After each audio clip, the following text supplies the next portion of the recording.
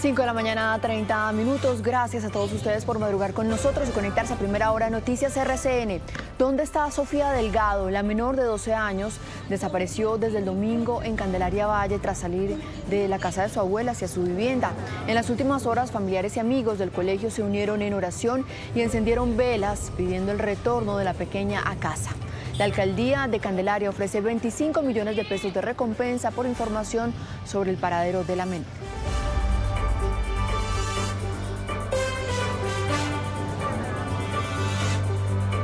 Atención, aquí están las primeras imágenes que se conocen del vuelo humanitario que traerá de vuelta a 114 colombianos del Líbano hacia el país. Un avión de la Fuerza Aérea lo recoge a esta hora en el aeropuerto de Beirut.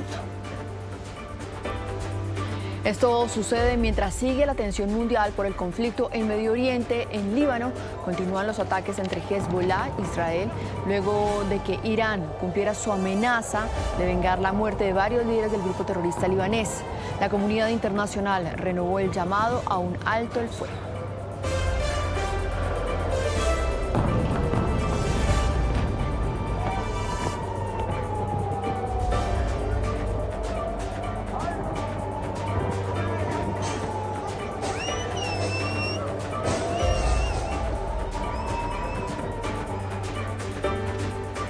Así comenzamos esta primera emisión de Noticias RCN de hoy, miércoles 2 de octubre de 2024. Muy frío. Una semana muy fría, una mañana muy fría. Pero una mañana muy despejada en Bogotá, 8 grados la oiga, temperatura ya está en Bogotá. bien clarito. Sí, señora. Está bien clarito. Y hay un hermoso amanecer a esta hora. Vamos a hablar de cómo amaneció. Muy bien. Me alegra mucho verla.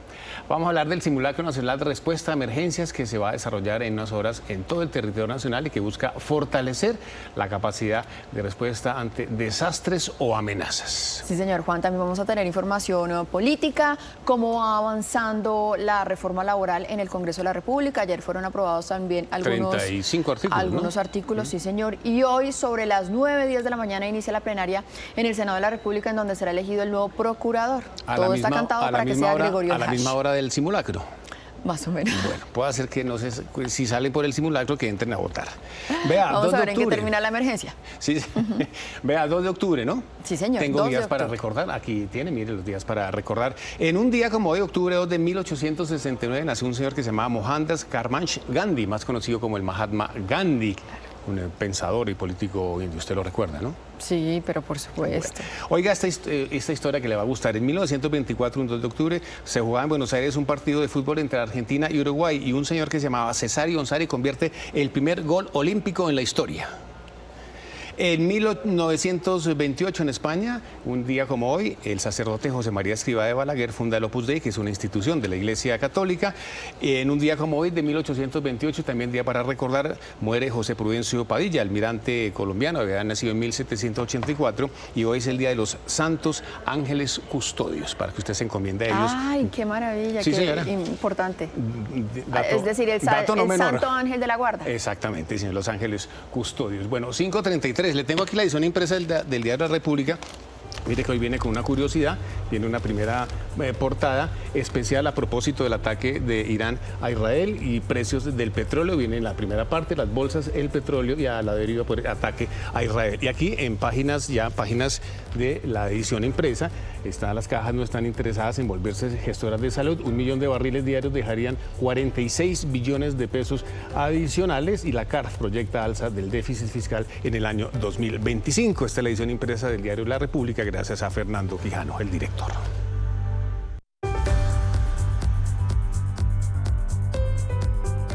Y arrancamos en Noticias RCN también con información económica. Ecopetrol invertirá $1.000 millones hasta 2026 en exploración y producción de petróleo y gas con el fin de aumentar las reservas. La decisión la tomó la Junta Directiva.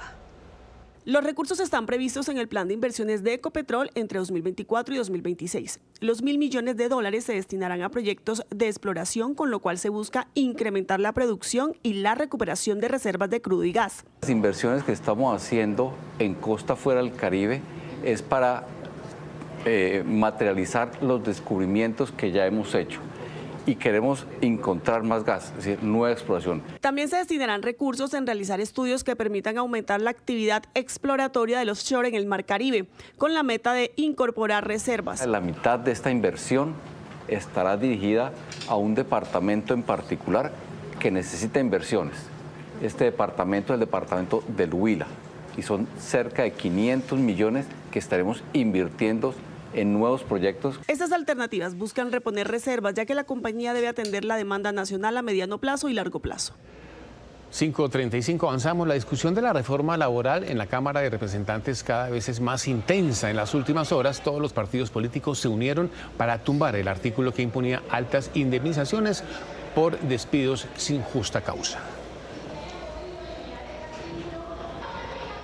En entrevista con nuestro director de noticias, José Manuel Acevedo, el presidente de la JEP, Roberto Carlos Vidal, respondió a varios temas clave que rodean ese tribunal. ¿Para cuándo las primeras sentencias? ¿Qué le dice al gobierno sobre el desembolso de los dineros clave para cumplirlas? Aquí están las respuestas. Pues magistrado Roberto Vidal, presidente de la JEP, gracias por estar con nosotros aquí en Noticias RCN. Gracias por la invitación, José Manuel. Magistrado, han estado ustedes y la JEP otra vez en el centro de la discusión. Voy a empezar con lo más reciente. El presidente Juan Manuel Santos, nada menos que el arquitecto del acuerdo de paz de donde nace la JEP, ha dicho que ustedes están muy lentos en materia de sanciones y muchos colombianos a lo mejor comparten ese sentir. ¿Qué responderle al presidente Santos? Pues hay una preocupación que compartimos con el presidente Santos por el tamaño de la labor que nosotros tenemos encomendada y los resultados que debemos producir en un tiempo muy corto. En este momento se adelantan 4 juicios con reconocimiento y un juicio adversarial en los que ya muy pronto vamos a tener las decisiones judiciales que se concretan en las sentencias. Ay, doctor Vidal, perdónenme, pero es que yo recuerdo que lo mismo me decía su colega Patricia Linares en algún momento, que ya muy pronto, que ya casi, y nada, esa es la realidad. ¿Qué hacemos? Pero en el intermedio hemos tenido los resultados de investigaciones como los 20.000 secuestros de las FARC o los 6.400 falsos positivos. Pero no una sentencia. ¿Cuándo una sentencia? Presidente. Las sentencias las vamos a tener, no le puedo asegurar porque los tiempos procesales no lo permiten, pero en los próximos meses sin duda tendremos ese resultado. ¿Antes de que se acabe el año? No antes de que se acabe el año, no es posible. ¿Primer trimestre de 2025? Primer trimestre de 2025 tal vez. Ojalá. Mire, uno de los temas que más ofenden también, además del secuestro y los homicidios y los delitos de lesa humanidad, es el tema de delitos sexuales. Frente a eso, ¿la JEP se está moviendo? ¿Hay algún anuncio que venga pronto sobre ese tema? Pues muy pronto tendremos anuncios sobre ese tema. Las investigaciones van muy adelantadas. Son las investigaciones tal vez más delicadas que tiene la jurisdicción, por lo que han tenido una inmensa reserva y la tienen que tener, pero pronto el país tendrá resultados al respecto. Y hablemos de la platica. Todo el mundo está queriendo tener algún pedazo, alguna porción del presupuesto general de 2025. La discusión se ha enredado en el Congreso de la República, como usted sabe. En el caso de la JEP, se dice que la JEP quiere más plata. ¿Eso es así?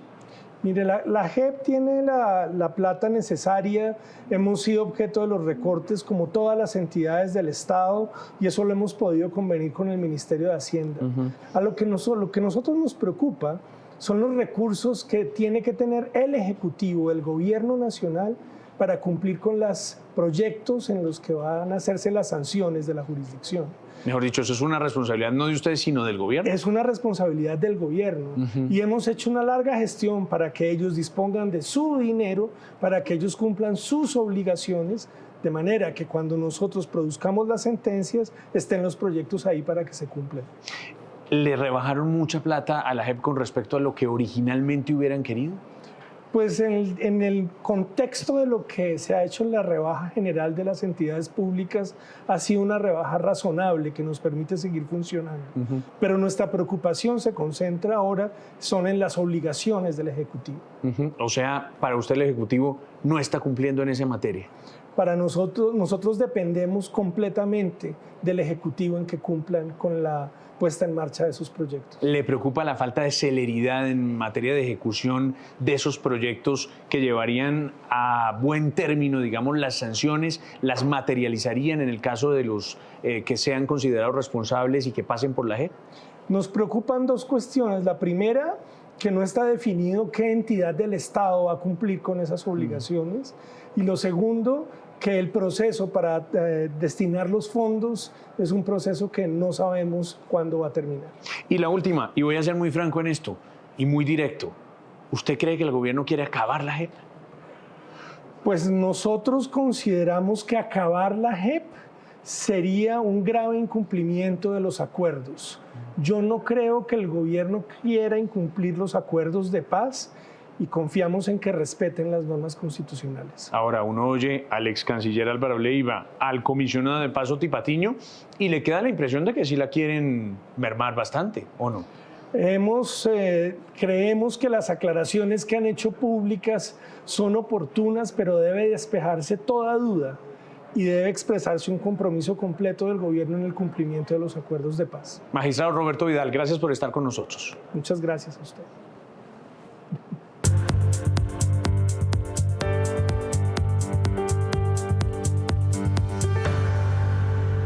5:41 en Colombia, noticias del mundo porque siguen las reacciones a la arremetida de Irán contra Israel en represalia por el asesinato de varios líderes de Hezbollah. Varios aliados manifestaron su apoyo a la defensa de Israel y organismos como la ONU hicieron nuevamente un llamado al alto al fuego.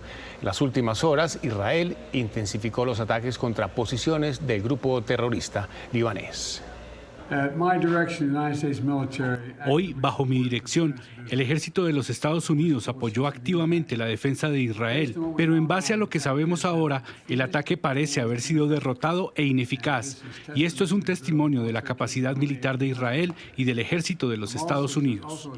Estados Unidos apoya totalmente a Israel. Estamos con Israel y reconocemos su derecho a la legítima defensa frente a esta agresión. Irán debe detener estos ataques junto con sus aliados como Hezbollah. Se debe evitar a toda costa una guerra total. Se debe respetar la integridad territorial del Líbano.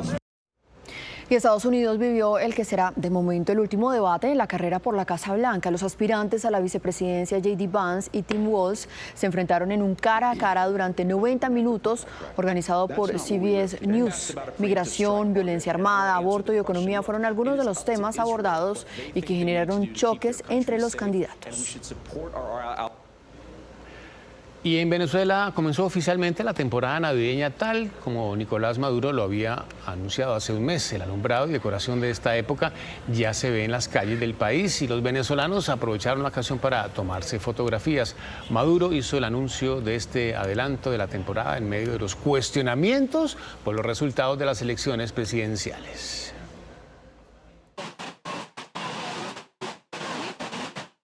Qué bonito, ¿no? Ya la Navidad en Venezuela, ¿cómo le parece? Mire, adelantar la Navidad era divertido hasta que llegó Maduro a hacer eso. Sí, exactamente. No es la primera vez que se hace, entre otras cosas, en Venezuela. Bueno, ¿Quiere que lea la hora? Las cortinas de humo. Sí, señor, la hora, Juan, claro por que favor. sí, se preparan los muchachos, 5:43, Maritza. Es la hora en la que Noticias RCN llega a todas las regiones del país. Con las noticias de la gente vamos de inmediato a conocer lo que ocurre con nuestros corresponsales que están preparados para llevarles a ustedes, nuestros televidentes, toda la información. Estamos al lado de la gente. A esta hora nos llega la señal desde Medellín con Sara Agudelo. En Bucaramanga está listo Cristian Díaz. En Barranquilla, don Bernardo Sanabria. En Cali, Diego Candelo. Y más adelante también tendremos noticias de Bogotá con Jason y Lisa, que se conecta después. Sí, señora. Vamos a comenzar 5:43 en el departamento de Antioquia porque las autoridades, Sara, muy buenos días, ofrecieron una recompensa millonaria por los responsables de la masacre de 5 personas en zona rural de Yondó, que ayer hacíamos referencia a esta trágica noticia. Sara.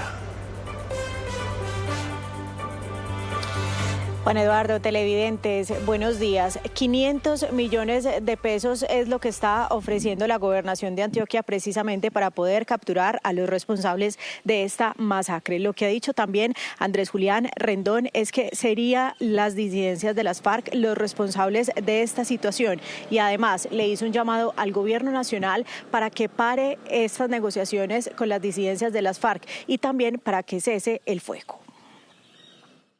Esperamos que la recompensa pueda ser útil para finalmente dar con el paradero de los responsables, para identificar además a los distintos órdenes jerárquicos, tanto de ELN, disidencias FARC y del Clan del Golfo, que están sembrando el terror en esta zona del departamento de Antioquia.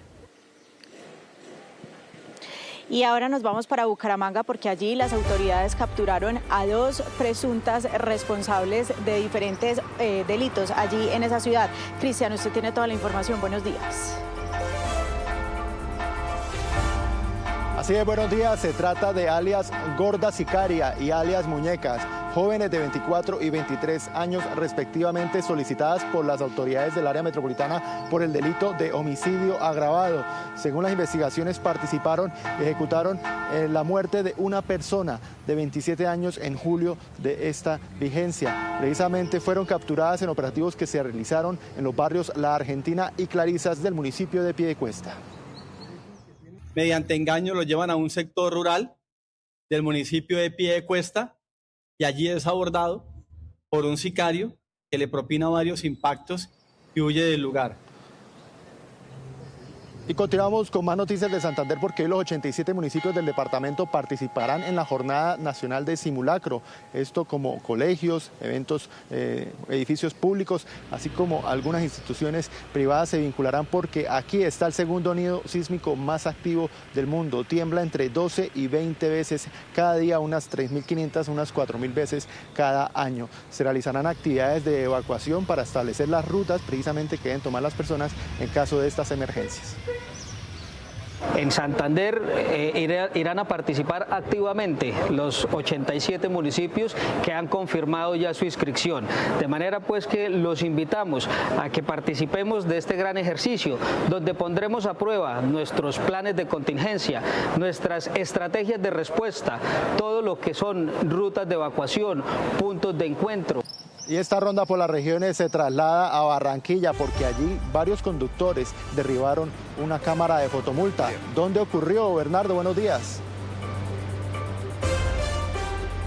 Hola, ¿qué tal, Cristian? Qué placer saludarlo a usted y a los televidentes. Antes de contarle, quiero decirle a las personas que van hacia el Aeropuerto Internacional Ernesto Cortizo y toma de lo que queda de vía en la circunvalar entre Murillo y la 30 que se encuentra bloqueada porque debido a esta pista de Camper Cross que hay, que anteriormente era la vía circunvalar, se encuentra un vehículo atrapado, una tractomula. Bueno, le cuento este caso, ocurre aquí en la vía oriental, muy cerca donde estamos originando esta información. Una cámara de fotomulta fue tumbada por parte de los habitantes de esta zona, manifestantes, debido a, señalan ellos, que viene haciendo mal uso de esta cámara de fotomultas en esta zona, que hay al menos unas 11 ubicadas en esta vía que va precisamente desde Sabana Grande hasta el municipio de Suán. Le queremos decir al Tránsito del Atlántico que esta fotodetección es ilegal para lo que la piensan usar, que en este caso es el artículo 21 de la ley 1383 del 2010 en la multa categoría D2. La D2 es no portar los seguros de ley y los cuales da para inmovilización del vehículo. En otras informaciones, no se preocupe señor, se le cayó el maletín, es que la vía está impresionante. En otras informaciones hablamos del puerto de Barranquilla y una preocupación por el paro que hay en este momento, especialmente por el paro de los puertos en la costa este de los Estados Unidos. 70% televidentes de la carga a granel que ingresa al puerto de Barranquilla, carga a granel ingresa ahí, precisamente viene del puerto de los Estados Unidos. Esperan las autoridades portuarias en la capital Atlántico que se tomen decisiones rápidas y logre sortear a este problema de paro en los Estados Unidos y en el puerto de México para que ingrese 20% de la mercancía que ingresa, que se importa o se exporta de los Estados Unidos y que llega a Barranquilla o va hacia los Estados Unidos, precisamente viene del puerto de los Estados Unidos de América. Estados Unidos sigue siendo nuestro principal socio comercial. El 20% o 22% de las importaciones y exportaciones o vienen de Estados Unidos o van hacia Estados Unidos. Desde la zona portuaria de Barranquilla importamos graneles limpios, es el principal puerto donde llegan esos graneles alimenticios, sobre todo desde Estados Unidos a Barranquilla. Eso esperan las autoridades portuarias, que se sortee una vez por todas los problemas de los puertos en los Estados Unidos para que no se vea afectado especialmente la carga de granel que ingresa al puerto barranquillero. En otras informaciones seguimos esta ronda de noticias ahora en Cali. La policía continúa la búsqueda de 7 personas que se fugaron de una estación de policía. ¿Cuántas recapturas van? Diego, qué placer saludarte, muy buenos días. Bernie, buenos días. Pues mire, son 14 las personas que ya lograron ser recapturadas por las autoridades aquí en la capital vallecaucana. Recordemos que las 21 personas que inicialmente se fugaron de esa estación de policía, pues lo hicieron de esa que está ubicada en el barrio El Lido, ese es en el sur de Cali. Por supuesto, todos los operativos continúan, pero además el llamado de la policía es que la comunidad pues pueda denunciar a la línea 123 de la institución en caso de que pueda haber algún sospechoso, alguna de las personas que se fugó de esa estación de policía. Continuamos en este momento con las capacidades con el fin de poder ubicar y recapturar las 7 personas faltantes. Pedimos a la comunidad información a la línea 123 o al 314-358-7212 que nos permita obtener información y recapturar a estas personas. Y ese recorrido por las regiones finaliza aquí en Cali, pero ahora volvemos a la capital del país con Jason, que nos tiene información sobre la matrícula en los colegios oficiales. Atención, padres de familia de ahí Bogotá, hasta el viernes es ese plazo. Jason, buenos días, usted tiene información además sobre los cupos disponibles que hay para que los padres adelanten esta acción. Adelante. ¿Qué tal? Muy buenos días para usted, para todos nuestros televidentes, también aquí en la ciudad de Bogotá. Información importante para las familias. Si aún usted no ha matriculado a los jóvenes, los niños en casa, pues aproveche porque hasta el viernes hay matrículas en los colegios oficiales. El viernes 4 de octubre son 122.000 cupos que hay habilitados para el 2025. Estas inscripciones se pueden dar a través de la página de la Secretaría de Educación. Allí le piden una serie de documentos que usted debe irlos cargando, si esto lo quiere hacer vía internet o vía virtual, o si no, acercarse a las instalaciones de las direcciones locales de educación. Pero es muy importante que lo haga porque el cupo está hasta el viernes, ya después del viernes ya empieza la organización y allí ya no se podrá hacer nada. Por eso es información de servicio para que los padres de familia en casa estén atentos. Si no pueden hacerlo a través de la página web, pueden acercarse a las direcciones locales de educación o a su colegio de preferencia. Recuerden que tenemos 122.000 cupos, de los cuales hay 40.000 en primera infancia, 71.000 de primero en adelante, y también tenemos cupos en aceleración de aprendizaje y hasta ciclos para adultos. Bueno, y vamos a otro sector de la ciudad de Bogotá para hablar con nuestra compañera Lisa Díaz. Bueno, Lisa, acerca de la COP. Ya está organizada la seguridad. Cuéntenos un poco acerca de todo este plan para garantizar la atención, la seguridad de todas las personas que vayan a visitar la ciudad de Cali. Buenos días. Jason, buenos días. Pues las autoridades han confirmado que contarán con sistemas antidrones, eso teniendo en cuenta las situaciones de orden público que se han vivido en este departamento. Igualmente contarán con 1.540 cámaras, 6 drones, 3 helicópteros y dispositivos de reconocimiento facial y dactilar. Este evento también tendrá puestos de mando unificado tanto en Bogotá como en Cali, donde mantendrán contacto en tiempo real y así evitar cualquier tipo de amenaza. Entre los 11.000 uniformados que harán parte de este plan de seguridad, hay más de 1.000 soldados en puntos estratégicos que se sumarían precisamente a los 150 que estarían muy cerca al centro de convenciones y a los 204 que apoyarán la seguridad urbana. Es de resaltar que durante este evento se hará el lanzamiento de la Policía del Agua y de la creación de la Flotilla Aérea contra Incendios e igualmente del Centro de Integración Transnacional para el Control de los Delitos Ambientales en la Amazonía. Serán 11.000 uniformados que llegarán a Cali para ser parte del plan de seguridad de la COP16. De momento no tenemos alguna información específica que permita indicar que hay alguna amenaza puntual. Un evento que contará con la participación de 196 países. Vamos a debatir y discutir esas dificultades que además también son transnacionales. Habrá puestos de mando unificados en Bogotá y Cali. Nos permitirá garantizar que este evento se desarrollará en condiciones óptimas de seguridad. Aseguró que también han realizado simulacros de crisis cibernética. En Noticias RCN estamos convencidos de que todos los días pasan cosas muy buenas en nuestro país. En Cartagena, un grupo de científicos trabaja en un proyecto para la conservación y crecimiento de los corales. En Cartagena, el calentamiento global empieza a hacer estragos. Calor sofocante, inundaciones y hasta los corales se ven afectados. El mundo marino se ve muy amenazado, está viendo bastante afectado con el tema de las altas temperaturas del agua, que muchos corales están expuestos, la mayor parte se están muriendo. Por esa razón, en Islas del Rosario, un grupo de personas expertas se encargan de realizar cultivos masivos y técnicas de reproducción en laboratorio con el fin de conservar las especies. Lo que estamos haciendo es tratando de ayudar un poco a nuestros arrecifes coralinos con el tema de la recolección de huevos.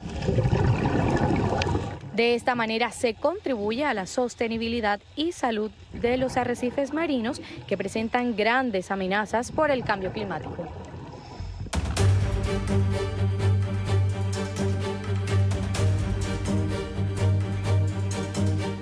Hola, muy buenos días. Casa Noticia, madrugando con la gente buena de mi país. Les presento a Ana Lucía Benavides en plena Ermita de Cali. Miren ustedes. Y ella trabaja dejando limpias y lindas las calles de Cali, ¿cierto? Claro, sí. ¿Hace cuánto trabaja en esto? Hace 15 años y 8 meses. Y lo hace muy bien. Nos vamos para Bosconia, donde no puede ser. Se volcó un camión y le robaron todas las cositas. Mira, mi gente, saqueando el camión que se accidentó, en vez de auxiliar al conductor, a los ayudantes. Mira dónde está la gente ella sin poder hacer nada. Mira ya los carros ya cargados con todo, llevándose las cosas. No hay derecho, Dios mío, a tanta injusticia. Cultura ciudadana, por favor, a cuidar lo que no es nuestro y a no tomarlo. Ana Lucía, ¿qué es lo más bonito de este trabajo suyo? Lo más bonito de este trabajo es que yo quiero mi ciudad limpia y cada día le aporto un granito de arena para que se vea mi ciudad más limpia. Eso está muy bien. Cali está muy limpia. Nos vamos para la avenida Guayacanes en Bogotá, donde no respetan los semáforos. Podemos ver cómo en la avenida Guayacanes ninguno respeta el semáforo. Todos se pasan el semáforo en rojo. Cultura ciudadana, por favor, en la avenida Guayacanes, respetando los semáforos. Me voy a quedar aquí acompañando a Ana Lucía y a sus compañeras que ustedes las ven ahí, están dándole con el aseo en Cali. Envíe su video al WhatsApp 329-95-48-54. Ana Lucía, recuerde un consejo, no se quede callada. No se quede callado. Denuncie. Vuelvo con ustedes, feliz día. Felipe, gracias en Cali y Ana Lucía, un abrazo inmenso. 5:57, aquí están los momentos de fe. Llegó el padre Walter Zapata. Muy buenos y santos días, apreciados amigos del canal RCN. Hoy día de los Santos Ángeles Custodios, la iglesia fiel intérprete de la palabra de Dios instituyó la fiesta de hoy en honor a los ángeles guardianes para animar a los fieles a honrarlos de manera especial. Ellos son nuestros guías invisibles que están a nuestro lado en el difícil viaje de la vida para defendernos de los peligros del alma y del cuerpo. El Todopoderoso nos manda a sus ángeles, es decir, sus ministros, para mostrarnos el camino hacia lo que Dios quiere para nosotros. Es el momento para enseñar a sus niños en casa la oración del ángel de la guarda, su devoción e invocación. No saben ustedes de cuántos males los libra el Señor cuando los invocan a través de esa oración. Y hoy no salgamos de casa sin decir: ángel de mi guarda, mi dulce compañía, no me desampares ni de noche ni de día, hasta que me pongas en paz y alegría con todos los santos Jesús, José y María. Si me desamparas, ¿qué será de mí? Santo ángel de mi guarda, ruega a Dios por mí. Amén. En el Salmo 91 dice: a sus ángeles ha dado órdenes para que te guarden en sus caminos. Y en Éxodo 23, voy a enviarte un ángel por delante para que te cuide y te lleve al lugar que he preparado. Respétalo y obedécelo. No te rebeles porque lleva mi nombre. Señores conductores, manejemos de modo que no se nos baje el ángel de la guarda. Que el Señor los bendiga y los guarde en el nombre del Padre, del Hijo y del Espíritu Santo. Amén. Y se les quiere con el corazón. Padre Walter, muchas gracias. Día muy importante, lo habíamos dicho más temprano, Día de los Ángeles Custodios. Sí, Santo Ángel de la Guarda, a ti entregamos este día. Sí, señor. Bueno, avanza esta primera emisión de Noticias RCN. Vamos a revisar nuestros titulares. ¿Dónde está Sofía Delgado? La menor de 12 años desapareció en el corregimiento Villagorgona, en Valle del Cauca. Según su familia, salió de casa de su abuela hacia su vivienda, pero no se supo más sobre su paradero. Ofrecen una recompensa de 25 millones de pesos por información que permite encontrarla. En México fueron rescatadas las 6 colombianas que estaban desaparecidas desde hace una semana. Sus familias esperan que lleguen al país en los próximos días. Son redes de trata de personas a nivel internacional. Y claro que hay personas de acá haciendo esa tarea y personas allá, justamente recibiendo a las niñas. Así reaccionó el alcalde de Medellín al caso de las colombianas secuestradas en México por redes de trata de personas. Aseguró que la alcaldía les brindará apoyo psicosocial una vez regresen al país. Atención, el ELN secuestró en Tibú Norte de Santander al soldado Carlos Manuel Rodríguez cuando estaba de permiso. Su familia pide respeto por su vida y exigen su liberación inmediata. Disidencias de las FARC estarían tras la masacre de 5 personas en zona rural de Yondó, en Antioquia. La gobernación ofrece recompensa para dar con los responsables del múltiple crimen.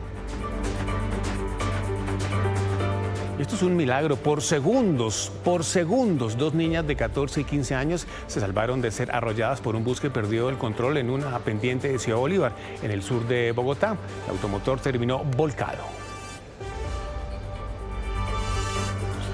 Preocupación de los comerciantes en Kennedy por la creciente inseguridad. En el caso más reciente, delincuentes armados se llevaron 9 millones de pesos a las afueras de un local.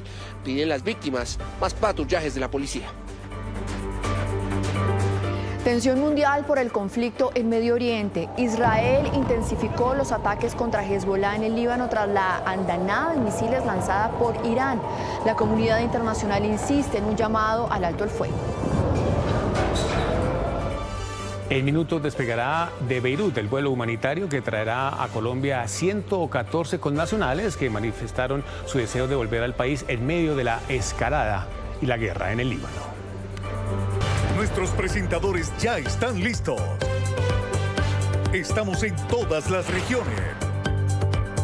Esto es Noticias RCN. A primera hora, con Juan Eduardo Jaramillo y Maritza Aristizábal.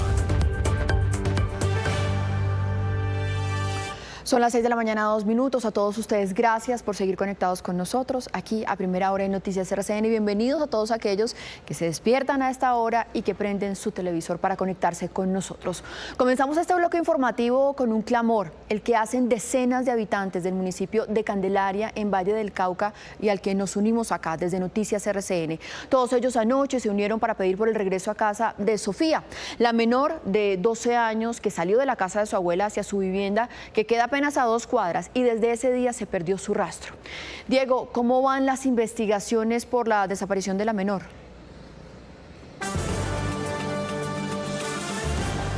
Maritza, buenos días. Pues mire, hasta el momento no hay mucha información sobre el paradero de la niña. Lo que sí pudimos conocer es que hay una camioneta involucrada en un video de una cámara de seguridad, lo que ha referido las autoridades. Esta camioneta al parecer estaría involucrada, un vehículo en toda esta desaparición tan extraña que tiene obviamente en medio de la zozobra a esta familia que desesperadamente está pidiendo el regreso de su niña de solo 12 años que desapareció, como usted lo decía, mientras caminaba. Ella iba a recoger un champú a su casa, volvería a la casa de su abuela para bañar a su mascota, pero desafortunadamente nunca regresó. Son 25 millones de pesos los que han ofrecido las autoridades aquí en el departamento para poder encontrarla, pero además hay más de 60 uniformados de la policía en todas las labores de búsqueda de esa pequeña de 12 años. Si la que la tenga, que se ponga la mano en el corazón. Estamos esperando a la niña que vuelva.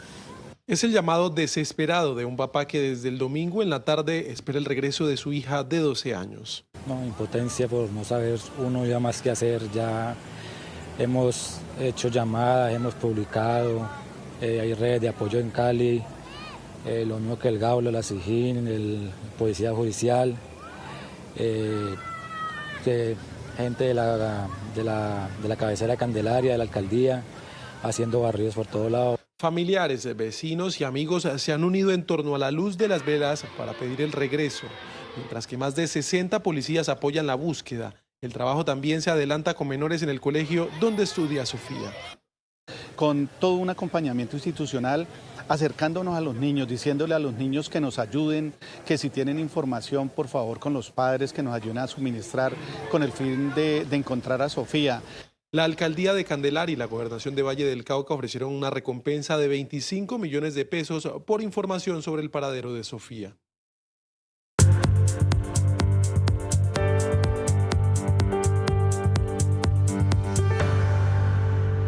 6:05 en Colombia, más noticias del mundo porque el conflicto en Medio Oriente parece lejos de desescalar. En el Líbano siguen los ataques entre Hezbollah e Israel luego de que Irán disparara varios cohetes en venganza a la muerte de varios líderes del grupo terrorista libanés. Y mire, Juan, esta guerra da para todo. Por el otro lado, la Cancillería israelí anunció que declara persona non grata al secretario general de las Naciones Unidas, Antonio Guterres, y le prohíbe su entrada al país.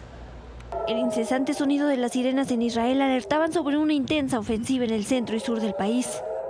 Una andanada de 180 misiles fueron disparados desde el Líbano hacia Tel Aviv, Jerusalén, Cisjordania y el valle del río Jordán. Se trataba de la prometida respuesta de Irán como venganza a los recientes asesinatos de los principales líderes de Hezbollah y Hamas. Tras escuchar explosiones y ver cómo el sistema de defensa interceptaba los proyectiles en el cielo, miles de personas corrieron a los refugios antibombas. Y esta fue la contundente respuesta del primer ministro Netanyahu.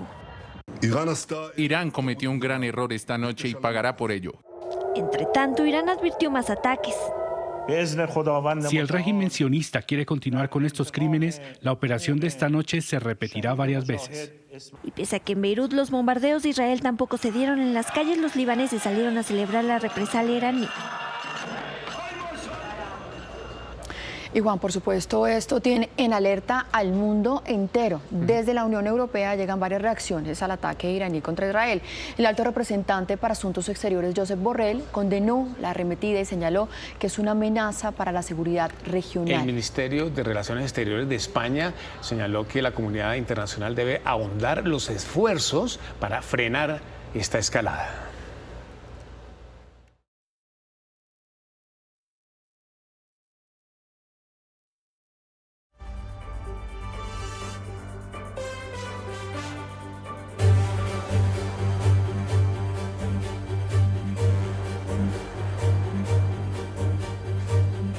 Atención porque en minutos saldrá de Beirut el vuelo humanitario que traerá de regreso a nuestro país a un grupo de colombianos que manifestó su deseo de abandonar el Líbano. Saludo a Batul Guzmán, tiene un cupo en el avión de la Fuerza Aérea Colombiana.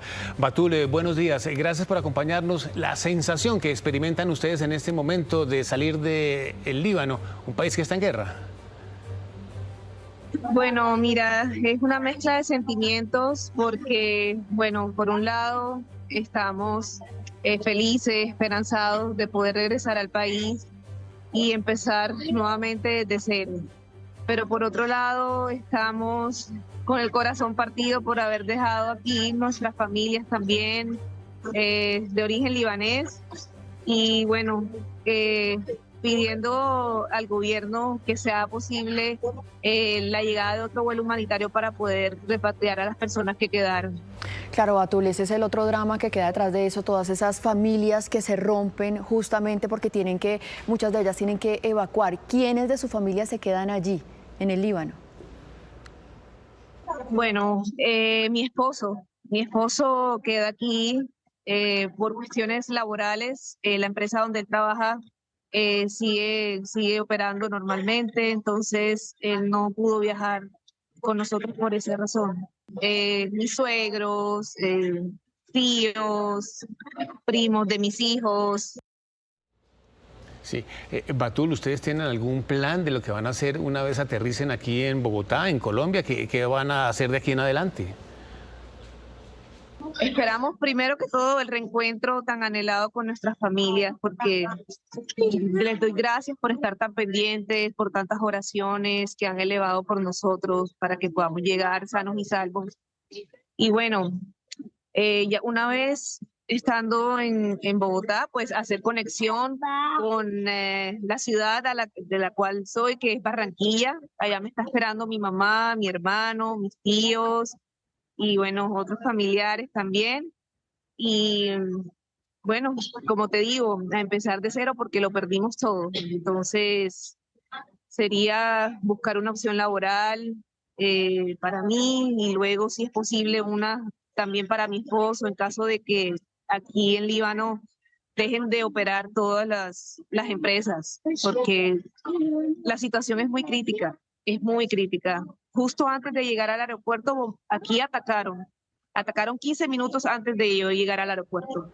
Todavía se veía el humo negro.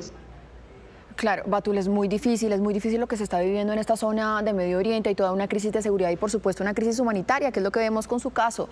¿Existe la posibilidad de que más adelante el gobierno colombiano envíe otro avión para repatriar a otros colombianos? ¿Cuál es el llamado que le hace al gobierno? El panorama es muy, muy desalentador. Y tememos mucho por las familias que se quedan aquí, por nuestros seres queridos. Por eso hago la petición formal al gobierno, en cabeza del doctor Gustavo Petro, del canciller Murillo, del vicecanciller Jorge Rojas, para que por favor sea posible la venida de otro vuelo humanitario.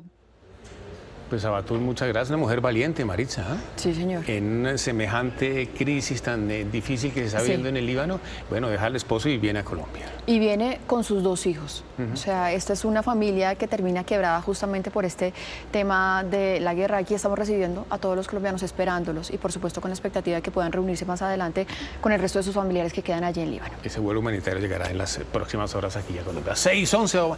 A propósito, justamente los colombianos ya están a bordo de este avión de la Fuerza Aérea Colombiana. El embajador en el Líbano está con ellos.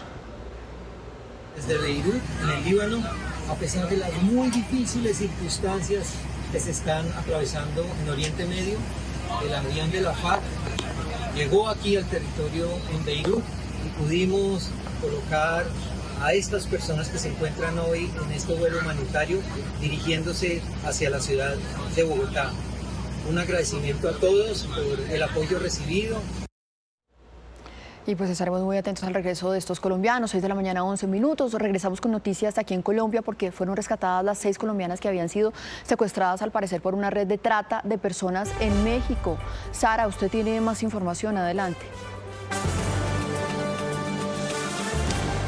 Maritza, televidentes, lo que sabemos hasta el momento es que el operativo se realizó justamente el día de ayer en la localidad o en el estado de Veracruz, específicamente en la ciudad o en el corregimiento de Las Vegas. Allí encontraron a estas 6 colombianas que estaban dentro de una vivienda, al parecer secuestradas, y habían sido reclutadas desde aquí, desde la ciudad de Medellín, 2 de ellas precisamente para pertenecer a esta red internacional de trata de personas.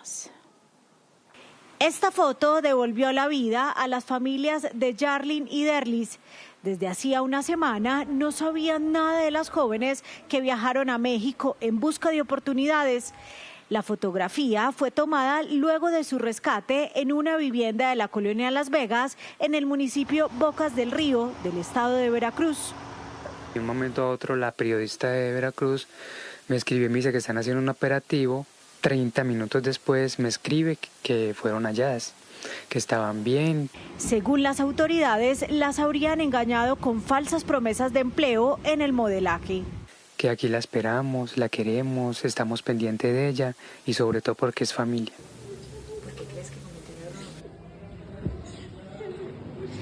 Lo que sabemos es que en este momento estas 6 jóvenes colombianas todavía están bajo la protección del gobierno mexicano, están bien, fuera de peligro y que en los próximos días serán trasladadas hasta aquí, hasta la ciudad y respectivamente a sus ciudades. Pero precisamente desde aquí la alcaldía de Medellín anunció ayudas para estas 2 familias que viven en la ciudad.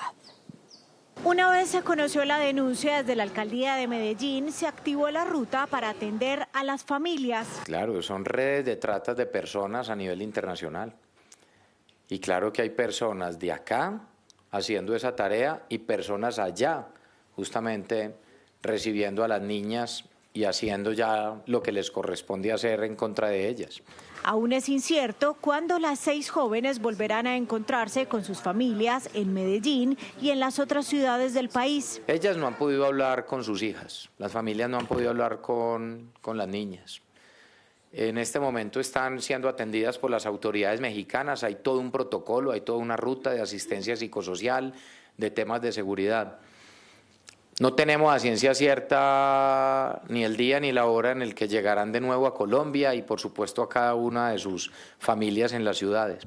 En la capital de Antioquia se han registrado este año 35 casos de trata de personas.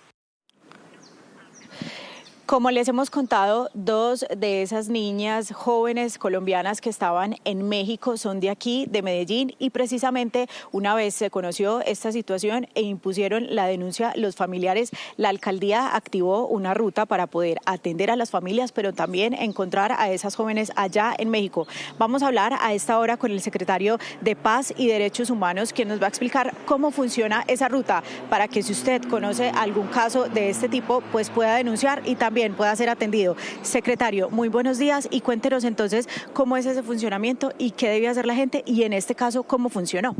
Sí, muy buenos días para todos. Es muy importante, desde que nos dimos cuenta, el señor alcalde se activó las rutas de acompañamiento a las familias, donde revisamos qué había ocurrido, la información y la relación con Interpol, con el gobierno mexicano, para que se avanzara en la investigación y lograr que todas las autoridades se hallaran dónde estaban ellas y con esta información lograr el objetivo que ayer las autoridades mexicanas lo realizaron. Esto es muy importante porque las familias informan, los medios ayudaron mucho, en estos casos hay que visibilizar entre más se pueda porque logra incidir y presionar para lograr rescatar en este caso especial estas jóvenes. ¿Cómo se activa? Llamando al 123, inmediatamente con las autoridades de la policía, personería, el Ministerio Público y la alcaldía a través de la Secretaría de Paz y Derechos Humanos se le hace acompañamiento, seguimiento y apoyo con todas las autoridades, si es internacional con la Interpol para que se dirigir todos los procesos judiciales. Secretario, uno de los hermanos de esta joven, específicamente Duan, denunció desde el lunes que él intentó interponer y seguir todos estos pasos que usted nos está contando desde el fin de semana, pero que en ninguna parte le recibieron la denuncia. ¿Qué pasa entonces ahí? Porque justamente la gente puede que no denuncie precisamente porque no encuentra ningún apoyo. Sí, ahí es un llamado que es necesario que todos los funcionarios y todas las autoridades estemos más pendientes, atendamos de manera eficiente a las comunidades, porque dar que esperen, no hay que esperar inmediatamente, instalar la denuncia y activar la ruta a través de medios, redes, con todas las autoridades. En algunos casos, algunos funcionarios se han equivocado, que hay que esperar, no, en este momento no se puede esperar, sino inmediatamente atender. Secretario, muchísimas gracias por acompañarnos a esta hora en Noticias RCN. Estamos entonces a la espera de cómo se encuentran las mujeres porque hasta el momento todavía las familias no han logrado hablar con ellas y también que regresen pronto al país. Ustedes tienen más noticias. Sara, gracias. 6:17, gracias Medellín. Seguimos atentos a la situación de nuestros connacionales en el Líbano. Es un gusto saludar a esta hora de la mañana al embajador de Colombia en el Líbano, el doctor Edwin Hostos. Señor embajador, buenos días. Gracias por acompañarnos.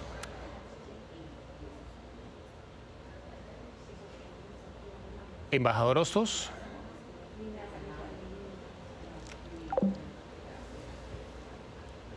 Estamos en comunicación con el embajador de Colombia en el Líbano a propósito de este vuelo humanitario que saldrá en los próximos minutos y eso es lo que queremos saber precisamente, Marisa, hablar con el embajador para conocer la forma como este vuelo regresará a Colombia en los próximos minutos. Debe tener alguna escala para antes de ingresar a territorio nacional y antes de aterrizar en Bogotá. Sí, Juan, son estos colombianos. Son 114, ¿no? Sí, son estos colombianos que quedaron allí en medio de este escalamiento en el conflicto armado en Medio Oriente, después de que Israel abriera un nuevo frente de guerra con el Líbano. Colombianos que vivían en Líbano y que tuvieron que pedir a través de la embajada una repatriación a Colombia. Historias muy dramáticas como la de Batul que acabamos de conocer. Hablamos con ella, una mujer, viene con sus 2 hijos y su esposo se queda allí.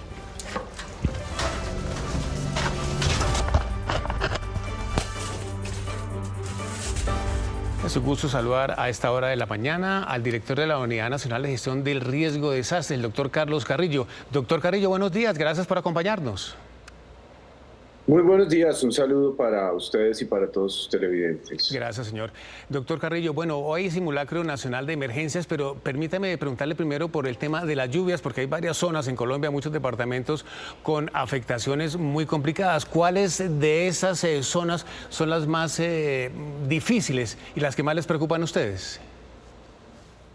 Pues bueno, en este momento, como seguramente muchos televidentes ya lo saben, pues estábamos atendiendo un tema bastante preocupante de sequía en la cuenca del Amazonas.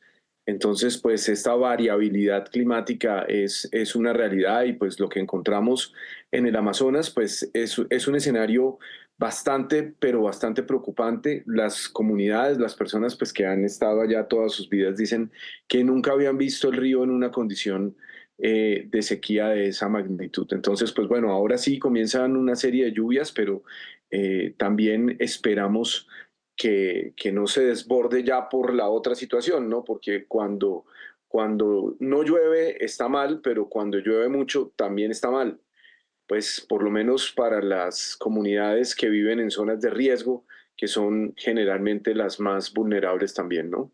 Claro, doctor Carrillo, y usted acaba de decir justamente lo que pasa en nuestro país. Aquí no paran las emergencias, malo si hay sequía y malo si hay lluvias. Y yo quiero preguntarle por un sector específico, y es La Mojana, porque lo último que supimos de esta región es que se dio caducidad al contrato, que no se terminó el Jarillón, y si viene la temporada de lluvias, ¿qué va a pasar allá?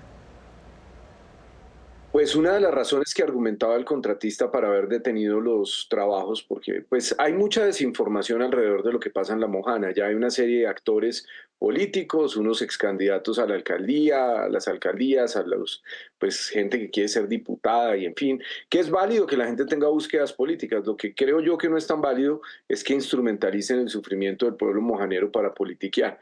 Pero el contratista detuvo los trabajos, y algunas de las razones que daba es que la fuerza del agua era demasiado y que tenían que esperar la temporada baja.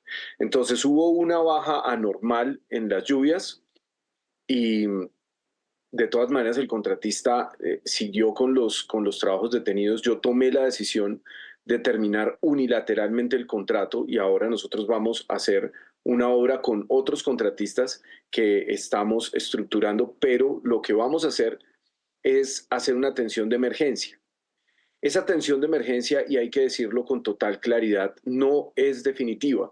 Ese Jarillón no responde a los requerimientos técnicos de nuestros ingenieros. Ese Jarillón, tal y como fue construido, no será un jarillón carreteable. Las posibilidades de que eso se venga abajo son grandes, más cuando vengan las lluvias duras. Entonces tenemos que estar aquí preparados para enfrentar la irresponsabilidad de quienes estructuraron ese proyecto mal, mientras hacemos un proyecto realmente bien hecho.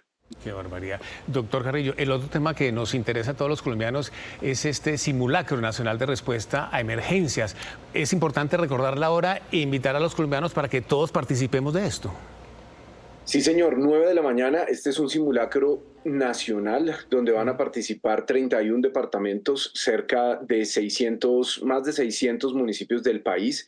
Y pues cada municipio va a simular el escenario de riesgo que le es más proclive. Por ejemplo, en el caso de Bogotá, el simulacro será con un sismo fuerte. En el caso de San Andrés, pues será con ciclones tropicales, y nosotros en la sala de crisis de la UNGRD pues estaremos adelantando el protocolo en caso de una eventual explosión del volcán Puracé. Entonces, pues vamos a tener todos estos ejercicios. Hay uno muy importante que se realizará en el aeropuerto El Dorado, que es en cabeza del Ministerio de Salud, del Instituto Nacional de Salud y de la Organización Panamericana de la Salud también, que pues es de amenaza biológica. Entonces, pues bueno, esperamos la participación de todos los colombianos. Esto ha sido un esfuerzo institucional grande, y pues siempre es importante también destacar la participación del IDIGER de Bogotá y bueno, de todos los demás municipios que se sumaron a este esfuerzo. Y desde acá, desde Noticias RCN, también hacemos un llamado, nos unimos a este llamado para que todos los colombianos participen en este simulacro nacional de emergencias. Doctor Carrillo, muchísimas gracias por estar con nosotros, por estos minutos. 9 de la mañana, Maritza, y también una buena noticia que me gustaría darles es que el avión humanitario de Beirut despegó hace algunos minutos hacia Lisboa. Entonces, pues doctor Carrillo, ¿usted tiene información de cuántos colombianos vienen, cuántos menores de edad? Sí, efectivamente, son 116 colombianos, 3 bebés de brazos, un perro y un gato. Bueno, pues muchísimas gracias, doctor Carrillo. Gracias por estos minutos con Noticias RCN. Un feliz día. Que estén muy bien. 6 de la mañana, 24 minutos. Cambiamos de tema. Fue secuestrado en Tibú, en norte de Santander, el soldado Carlos Manuel Rodríguez. Los detalles los tiene Lisa. Lisa, adelante. Mari, Juan y televidentes, buenos días. Pues el ejército confirmó que desde el pasado domingo reportaron el secuestro del soldado Carlos Manuel Rodríguez, quien está adscrito al batallón de artillería número 5 y que en ese momento se encontraba de permiso. Según un familiar del soldado, hombres armados se lo llevaron sin rumbo desconocido. El ejército junto al Gaula activaron un plan con el fin de ubicar al soldado y asimismo establecer el tiempo, modo y lugar de lo sucedido. Es importante resaltar que la institución hace acompañamiento a los familiares. También quiero contarles que hace pocos minutos el comandante del ejército se pronunció a través de sus redes sociales y aseguró que responsabiliza al ELN y que el secuestro es un crimen de lesa humanidad y exigió su respeto por su vida y la liberación inmediata del soldado. Ya se completan 3 días sin conocer el paradero del soldado Carlos Manuel Rodríguez, quien había salido de permiso. Responsabilizamos al ELN por el secuestro de nuestro soldado, mientras se encontraba de permiso visitando a su familia. Una vez conocen el caso, este fue puesto en conocimiento de las autoridades competentes. Este comando presentó la denuncia correspondiente ante la Fiscalía General de la Nación. Paralelamente se brinda acompañamiento continuo a sus familiares. Igualmente, el ejército en coordinación del Gaula pusieron en marcha un plan con el fin de ubicarlo y esclarecer el tiempo, modo y lugar de los hechos. Gracias, Alisa. 6:26. Voy ahora para el departamento del Atlántico, para Barranquilla, y se prepara Jason aquí en el occidente de Bogotá. Bernie, buenos días. Nos dicen que en Barranquilla ocurrió un atentado dentro de un conjunto residencial y lo más grave es que hay una persona muerta. ¿Qué pasó, Bernardo? Juan Eduardo, esto es un exclusivo sector del norte de la capital del Atlántico. Las autoridades confirmaron que 3 sujetos a bordo de una camioneta ingresaron al conjunto residencial, esperaron a que ingresaran estos sujetos y una vez en el interior del mismo complejo habitacional se bajaron del automotor 2 de ellos y de inmediato abrieron fuego contra estas 2 personas que trataron de buscar refugio en un inmueble. Hubo un intercambio de disparos y las autoridades confirmaron que la persona que murió fue identificada como Jorge Leonardo Gutiérrez Blanco. Las autoridades le hallaron en su poder un arma de fuego con que trató de defenderse del ataque. La persona herida fue identificada como Mayron José Bustamante Pérez. También las autoridades indicaron que estas 2 personas registran antecedentes, 9 en total por delitos como extorsión, entre otros. Las autoridades adelantan la investigación y además señalaron que lograron la captura de uno de los presuntos sicarios que perpetraron esta acción criminal en el norte de la capital de Atlántico. Se logra la captura de un particular, la incautación e inmovilización de un vehículo en el cual se transportaba y la incautación de 2 armas de fuego. Todo esto producto de un hecho donde 2 personas fueron atacadas con arma de fuego. 6 de la mañana, 27 minutos. Y vean esta historia. Es un milagro. Por fracciones de segundo, 2 niñas de 14 y 15 años se salvaron de ser arrolladas por un bus que perdió el control en una pendiente de Ciudad Bolívar y el video es impresionante. El automotor terminó volcado. Que se puede decir que es un milagro porque la verdad ese vehículo era para que hubiera matado a esas 2 niñas ahí en ese momento. Así describe Alberto la forma en que su sobrina de 14 años se salvó de ser alcanzada por un microbús. Se trata de 2 estudiantes de 14 y 15 años que hablaban en una esquina del barrio Perdomo Alto de Ciudad Bolívar. La sobrina de Alberto alcanzó a observar que algo venía y se arrojó al suelo. Hubo un choque y la llanta del bus rebotó en el andén. Al caer al suelo, por poco alcanza la pierna de la otra estudiante. A esas 2 niñas, porque santo Dios, tanto una como la otra, su vida pendía ahí como de un hilo, como algo ahí, algo hizo sobrenatural Dios ahí.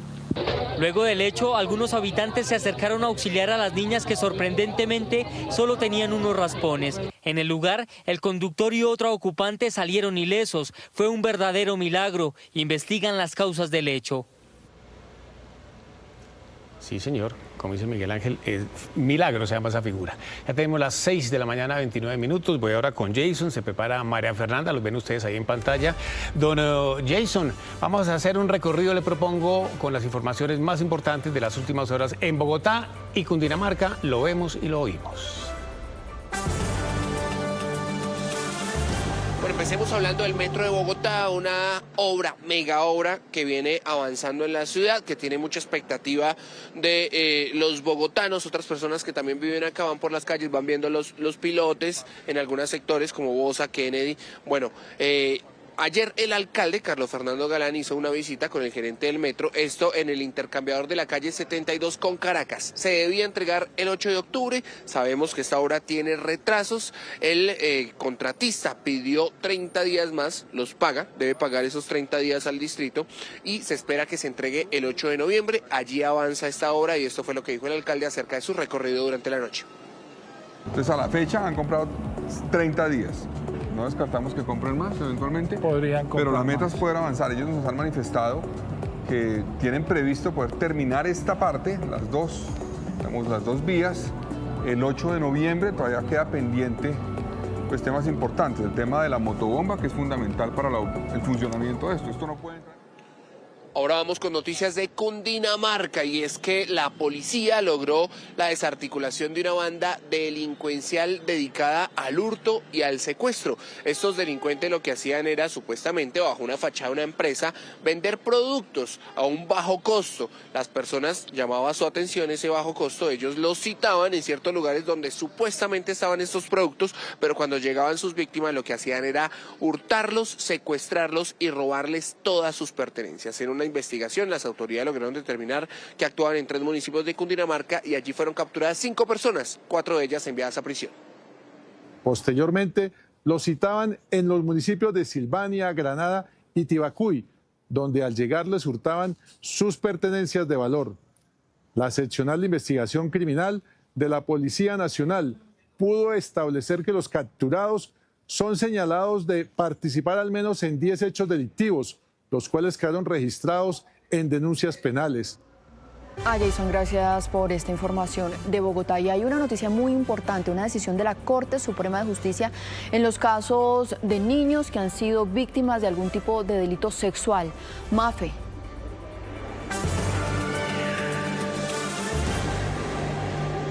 Mari, ¿qué tal? Buenos días para usted y para todos los televidentes. Pues mire, efectivamente es una decisión proferida por la Sala Penal de la Corte Suprema de Justicia, en la que concluye que el testimonio de un menor víctima de algún delito sexual es suficiente si tiene el respaldo de un psicólogo para condenar a su agresor. Esto tras revisar el caso de un abuelastro que abusaba de 2 niños, de los nietos de su esposa de 3 y de 6 años y los sometía a múltiples vejámenes. Esta persona fue absuelta por el Tribunal Superior de Bogotá y posteriormente de la Sala Penal de la Corte Suprema de Justicia, quien casa la sentencia y ordena su captura y su condena.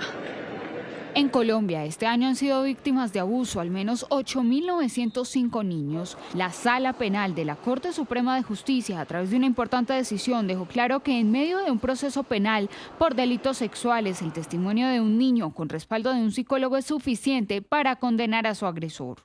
En los delitos sexuales, muchas veces la víctima es la prueba, es lo que el menor dice. Esta conclusión, tras estudiar el caso de un abuelastro que cuidaba a los nietos de su esposa de 3 y 6 años y aprovechaba los ratos a solas para mostrarles videos explícitos que tenían que repetir. La narrativa de la niña encuentra armonía con las entrevistas rendidas por las psicólogas del CTI. La niña ya comprendía que los premios que daba su abuelo no correspondían a la normalidad. Además, ordenó la captura inmediata por el delito de acceso carnal abusivo con menor de 14 años. 6:40, avanzamos. Esta es la primera emisión de noticias. Hemos comenzado a las 5:30 de la mañana. Hay preocupación entre los comerciantes de la localidad de Kennedy, aquí en Bogotá, por la alta inseguridad. Sobre las 10:15 de la mañana, un grupo de comerciantes que se encontraba fuera de un local en el barrio San Carlos de la localidad de Kennedy fueron sorprendidos por delincuentes. Minutos antes, los ladrones se reunieron en la esquina de una panadería, lugar en donde se prepararon para robar, poniéndose tapabocas y siguiendo el paso a paso de sus víctimas. Sabían que uno de los ciudadanos tenía en su poder la suma de 9 millones de pesos que acababa de retirar de un banco a unos metros del local. De un momento a otro, los delincuentes deciden atacar y se acercan a las víctimas, sacando armas traumáticas con las que incluso dispararon y lesionaron a uno de los comerciantes. En segundo lograron llevarse el dinero y salieron ante la vista de otros residentes que intentaron atraparlos. Finalmente se escaparon y a la fecha se desconoce su paradero. 7 de la mañana en punto, es hora de debatir y analizar los temas del día, aquí en la mesa ancha, como siempre, todos los días en Noticias RCN, hoy con un panelista invitado nuevo, Daniel Palacios, exministro del Interior. Daniel, bienvenido, gracias por aceptar esta invitación de Noticias RCN. No, Maritza, muchas gracias a ustedes por la invitación, un placer estar compartiendo en la mesa y con toda la audiencia. Bueno, y a Juana y a Julio, que hacen parte permanente de esta mesa ancha también. Y hoy estamos uniformados y todo. Y hoy están uniformados. Bienvenido, Daniel. Haciendo respetar el puesto. Bueno, hoy por supuesto vamos a arrancar hablando de todo lo que está pasando en Medio Oriente, esta escalada en la confrontación armada que hay por cuenta del ataque de Irán a Israel. Aquí hay varias preguntas sobre la mesa, pero una de ellas es ¿cómo cambia la ecuación del conflicto en Medio Oriente la entrada de Irán, que no es cualquier actor? Irán es una potencia nuclear. Daniel. Bueno, hay que recordar que ya es la segunda vez que Irán ataca de manera indiscriminada a Israel con misiles balísticos, lo que representan un peligro inminente e indiscriminado para la población en Israel. Yo creo que muchas veces, por la capacidad militar de Israel, del escudo antimisiles, de ese escudo antibalístico que tiene Israel, a veces se trata de minimizar el impacto. Pero hay que pensar que más de 200 misiles balísticos fueron disparados a Israel y eso podría haber tenido una tragedia sin precedentes. Y aunque no hay para muertos, Israel. sí alcanzaron a impactar algunas infraestructuras allí Claro, en Israel. y si no fuera por la tecnología que tiene Israel, el apoyo de Estados Unidos, eso podría haber sido una tragedia sin precedentes para Israel. Ahora bien, la pregunta es, ¿cómo va a responder Israel? Hay mucha presión en Israel, mucha presión política para el primer ministro Netanyahu de dar una respuesta contundente. Ya se le han dado unos golpes muy importantes a Hamas y a Hezbollah, como vimos eliminando al líder de esa organización terrorista, y en este momento la gran pregunta será, ¿aprovechará este momento la oportunidad de Israel para atacar las capacidades de desarrollo del programa nuclear de Irán para poder realmente limitar ese desarrollo? Muchos dicen, y muchos analistas internacionales hablan de que Irán está a un año más o menos de tener una capacidad nuclear. ¿Será este el momento en el que Israel aprovechará para hacer ese ataque? ¿Hasta dónde llegará la respuesta de Israel? Pero estamos seguros de que la respuesta va a ser contundente por parte de Israel a ese ataque cobarde e indiscriminado por parte de Irán. Ya vamos a ese punto, porque otro tema en discusión es si Israel puede con tantos frentes de batalla, ¿no? Entonces, Hamas, Líbano, Irán. Juana y Julio. No solo esos frentes de batalla, o sea, en este momento la apuesta de Israel, digamos, y los riesgos que asumió en este conflicto, en esta guerra, son sumamente altos.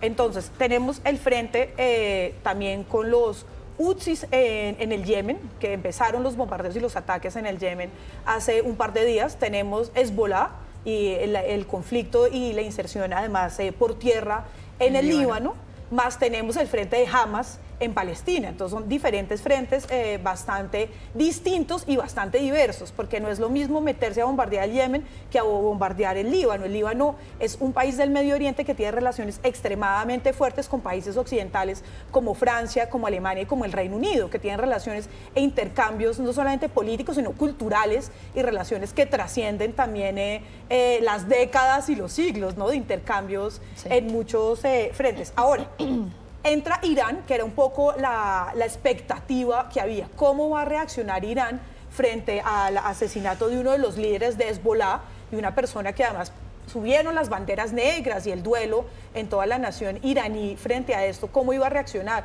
Entonces, la reacción de ayer de Irán le abre también una puerta otra vez a Israel de tener el apoyo de las grandes potencias occidentales, que era algo que había empezado a perder con el ataque al Líbano. En este momento vimos que entraron el Reino Unido. Y parecía que había perdido con el ataque en Gaza, ¿no? Porque había perdido todo el apoyo internacional. Pues el Reino Unido entró a apoyar, el Reino Unido y Francia y Estados Unidos entraron ayer. Pero hoy se reúne el G7 justamente para analizar esta crisis y para ver cuál es el próximo paso en una guerra en la que, quiero hacer algo muy corto, es el conflicto en el que más han muerto niños y mujeres en corto tiempo. Julio. Creo que un poco sorprendido Israel. La idea era escalar para desescalar, es decir, intimidar con potencia de fuego y potencia de la inteligencia israelí a los enemigos de Israel para que dieran un paso atrás. No ocurre, Irán da un paso al frente. Eso es un elemento, hay algo de sorpresa dentro de la estrategia israelí. No hubo desescalamiento, es decir, todo esto parece indicar todo lo contrario, que vamos a una confrontación directa, desafortunadamente, que es un escenario muy, muy negativo para el mundo, una confrontación directa entre Israel e Irán, porque acá la respuesta de Israel, como decía Daniel, va a ser si seguimos la lógica que lleva Netanyahu durante los últimos meses, desde el ataque del 7 de octubre, es frente a un ataque, hay una respuesta, digamos, desproporcionada, demoledora, ¿no? Entonces, lo que se esperaría ahora es que Israel ataque de manera muy decisiva puntos neurálgicos de Irán. Y hay varias cosas. Irán, a diferencia de Israel, es una economía subdesarrollada en términos de diversificación. Es un país que depende esencialmente del petróleo. Israel es lo contrario, es una economía del primer mundo hiperdiversificada. Y eso hace que Irán sea muy, muy vulnerable en términos económicos, ¿no? Ciertos puntos logísticos de distribución de petróleo pueden acabar básicamente con la economía de Irán, y súmele a eso pues que los aliados de Israel, que es el mundo occidental, están en plena forma militar, ¿no? En plena forma de apoyar a Israel. Sí. Los aliados de Irán, que serían naturalmente Rusia, está, pues, digamos, devastado militarmente, y China, que no pareciera con ganas de intervenir en este conflicto, pues no están tan disponibles. Pero digamos, no pongamos esto en términos económicos de quién tiene mayor fuerza o no económica, sino en términos militares, que de pronto también eso es quizás lo que ha jugado en esa ecuación en la guerra entre Ucrania y Rusia, porque Rusia es fuerte económicamente, pero militarmente no, y por eso es que esa confrontación allí continúa. Pongámonos entonces en el papel de que efectivamente Israel responde a Irán. Ahí sí, vámonos a esta pregunta. ¿Podrá Israel contra Irán? ¿Y qué papel entran a jugar los actores internacionales y las grandes potencias si es que así se desencadena este conflicto? Mira, sin duda alguna, Estados Unidos y las grandes potencias tratarán de que la respuesta de Israel, si existe esa respuesta, sea la respuesta más mesurada, más quirúrgica posible, en donde genere la menos posibilidad de que el conflicto siga escalando. Ahora, yo retomo lo que mencionaban ahorita, el ataque de Irán es un ataque que no se esperaba dentro de lo que se estaba tratando de hacer, que era desescalar. La acción de Israel frente al liderazgo de Hezbollah fue una acción que se denomina no una invasión, sino una acción quirúrgica, un bombardeo estratégico para eliminar a una figura en particular. Y aquí es donde volvemos a la pregunta. Israel tendrá que tomar una decisión. Es un momento para hacer lo que siempre ha hecho Israel, que es responder desproporcionadamente como por algo que tú lo mencionabas ahorita. Israel tiene demasiados frentes. Israel no contesta con contundencia, lo que lo hace es ver débil. Lo que hace ver es: tenemos la posibilidad de atacar a Israel. Israel siempre lo que ha hecho, siendo un país tan pequeño, es decir, si usted a mí me ataca, me mata a uno, yo le mato 100. Porque ha sido la posición desde que ha tenido de siempre. Cuando nos vamos a los Olímpicos de Múnich, cuando nos vamos a las respuestas que ha tenido Israel, siempre ha sido: usted me ataca y de que le llego, le llego. Sí. A usted le llega la hora. Entonces aquí va a ser esa gran pregunta de si Israel va a atacar dentro de Irán. Lo va a hacer como lo hizo la vez pasada, que fue sencillamente atacar una batería antimisil, mostrando que tenía la capacidad de llegar quirúrgicamente, precisamente, a una base de la Fuerza Aérea de Irán, o si lo va a hacer un poco más grande, más fuerte, si será en el Líbano, ¿cuál será? Esa decisión que tomará Israel hará parte de cómo esta guerra evolucione. Pero hoy, no nos equivoquemos, la respuesta está en Israel. ¿Y qué tan grande y tan contundente sea esa respuesta? Bueno. Yo creo que una lectura fundamental que se puede hacer de lo que está pasando en este momento del Medio Oriente y cómo está actuando Israel es que Israel está jugándosela por la hegemonía regional. Israel quiere tomarse la hegemonía y el liderazgo de la región, por eso tiene tantos frentes, y en este momento lo que lo impulsa y lo que le da ese aire es que siente que tiene el apoyo de las potencias occidentales para seguir escalando. Dudo mucho que haya un desescalamiento, sino que esto cada vez va a ser más tenso y las acciones de Israel van a ser cada día más fuertes. Es un asunto de supervivencia para Israel, ¿no? Si muestra debilidad, sí. Hay múltiples enemigos en múltiples frentes que quieren destruir al Estado de Israel explícitamente, ¿no? Así lo ha dicho Hamas, así lo ha dicho Hezbollah, y estados enemigos de Israel como Irán quieren destruir el Estado de Israel. Entonces es un asunto de supervivencia, pero no nos olvidemos que no solamente es uno de los ejércitos tecnológicamente, no de los más grandes en número de efectivos, pero tecnológicamente es quizá al lado del de Estados Unidos el ejército más avanzado del mundo, y con una inteligencia, con unas capacidades operativas, pues realmente de James Bond, de película. Eso no se había visto, yo creería, en la historia de la humanidad, lo que pasó en las 2 últimas semanas en términos de operaciones de inteligencia. Sí.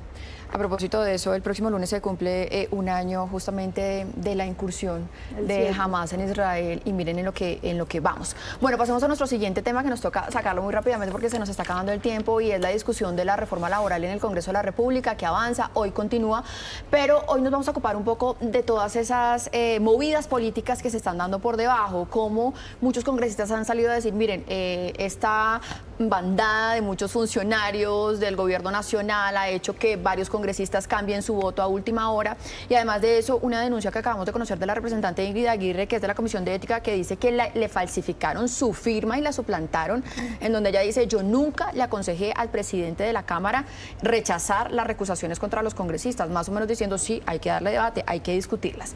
Juana.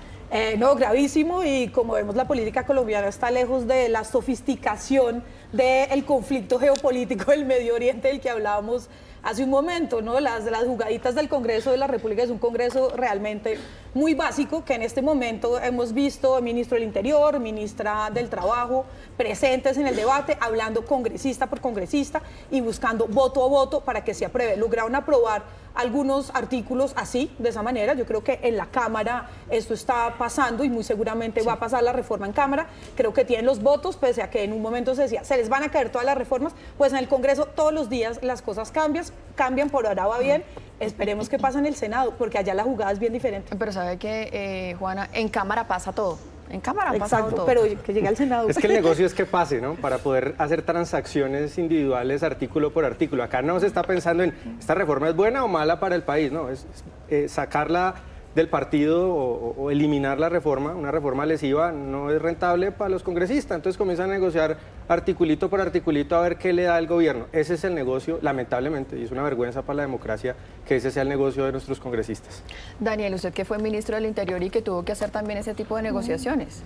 Bueno, yo creo que aquí lo primero la porque posición... sabe que muchos dicen, esto es lo mismo que han hecho todos los gobiernos, ¿o no? Los gobiernos tienen que buscar mayorías para poder aprobar las reformas. Eso es un tema matemático. Al final del día se necesitan un número de votos para poder aprobar. Aquí lo que se le critica al gobierno, aparte pues, de que esta es una reforma que ustedes mismos han presentado aquí, han tenido el debate sobre lo nefasta que es, que destruye empleos, que no los crea, que no crea mejores trabajos, sino que lo que está poniendo es en riesgo inclusive la formalidad. Es una reforma que no ha tenido consenso ni con el sector privado ni con el mismo Congreso. Ahora bien, en la Cámara de Representantes no nos podemos llamar engaños. El gobierno tiene las mayorías y esta reforma probablemente en su segundo debate va a ser aprobada de aquí al lunes. Yo creo que el lunes debe estar aprobada en segundo debate. La esperanza realmente está en el Senado. Recordemos que el Senado en la Comisión Séptima fue quien hundió esta reforma y la reforma a la salud también la vez pasada. Es una comisión en donde va a haber unos debates fuertes, donde hay una oposición muy grande al gobierno nacional y en donde esperamos que los artículos más nefastos se tumben. Por lo menos ayer hubo uno de esos artículos que era el que establecía una indemnización severa para la terminación de los contratos, fue eliminado, por ejemplo, ayer. Entonces aquí lo importante es, si bien no se puede contener toda la reforma, que lo más nefasto, que lo que más daño le va a hacer a la formalidad, lo que más va a destruir empleos, se logre neutralizar. Pero no nos llamemos a engaño. El gobierno tiene las mayorías en la Cámara de Representantes, tiene más de 90 votos. Esta reforma probablemente va a ser aprobada, ferrocarrileada. Lo que hemos visto es un presidente que no ha dado garantías para el debate, que ni siquiera dejaron hacer una discusión artículo por artículo. Y eso es lo que estamos viendo. Va a ser aprobada en la Cámara. Esperemos que en el Senado los senadores se pongan la mano en el corazón, piensen en el país y no dejen aprobar esta nefasta reforma que lo que hará es destruir el empleo. Pues veremos qué pasa en el Senado de la República. Daniel, muchísimas gracias. No, muchísimas gracias a ti, muchísimas gracias a ustedes. Gracias. Bernardo, en Barranquilla siguen las complicaciones en la movilidad del área metropolitana de la ciudad por el deterioro de la avenida Circunvalar. Bernie, nos dicen que los cráteres son inmensos, ¿ah? Hola, ¿qué tal? Muy buenos días. Originamos esta información aquí desde lo que queda de la Circunvalar entre La Murillo y el sector de la calle 30. Es impresionante los cráteres. Miren ustedes y aquí los conductores pasan con mucho cuidado. Desde el tiempo que estamos aquí, muchos han quedado atrapados en medio de la vía. Dice la gente, hombre, abran la posibilidad de que abran esto rápido, de que comiencen a intervenirlo. los trancones son impresionantes, los vehículos atascados son también impresionantes, gente que va hacia el aeropuerto internacional Ernesto Cortizo y que no para. Las motocicletas tienen que meterse por este lado porque no tienen por dónde pasar. Aprovechemos, miren, los conductores de buses, hay algunas rutas que han tomado vías alternas. ¿Qué dice la gente? ¿Qué dice la gente? Cuénteme, ¿qué dice? Oye, que arregle la calle, mira cómo están las calles todas dañadas ya. ¿Qué pasó, señor? Cuénteme. Oiga, esto aquí no sirve, Biomen. Esto aquí no sirve, señor. Siga que formamos el trancón en esta zona. Mire, es impresionante los vehículos tratando de pasar rutas de transporte que han tomado otra vía. Es verdad, nos han dicho de la alcaldía de Soledad, paso por acá, es que la acera termina convirtiendo también el paso de las motocicletas. Dicen de la alcaldía de Soledad que hoy comenzarán los arreglos, estaremos muy atentos. Aquí los dejo con estas imágenes de la gente tratando de pasar, yéndose al aeropuerto, algunos hacia su trabajo, en esta vía que parece un camino de herradura. Bernie, muchísimas gracias. Ahí está la avenida Circunvalar en Barranquilla, que siempre tiene estas cositas. 7:23, vamos a regresar con una de las noticias del día aquí en Colombia y es el regreso de varios colombianos desde Beirut en un vuelo humanitario. Hasta ahora tenemos contacto con el embajador en Líbano, Edwin Hostos. Embajador, gracias por estar con nosotros. Es un placer saludarlos. Mucho gusto. Embajador, hagamos la cuenta completa. ¿Cuántos colombianos vienen en ese vuelo? ¿Cuántos son niños? ¿Cuántos son bebés? ¿Y cuántas son mamás y qué condiciones tienen? Pues tenemos un rango que es de 116 personas porque hubo cambios, inclusive dentro del mismo aeropuerto, porque algunas personas no se presentaron. Tenemos 116 personas, de las cuales 3 son bebés, pues 72 son del sexo femenino y 43 son del sexo masculino. Para este propósito nosotros llevamos a cabo una selección con criterios que tienen en cuenta los bebés, los niños, las mujeres, los núcleos familiares, las personas con discapacidad y los adultos mayores.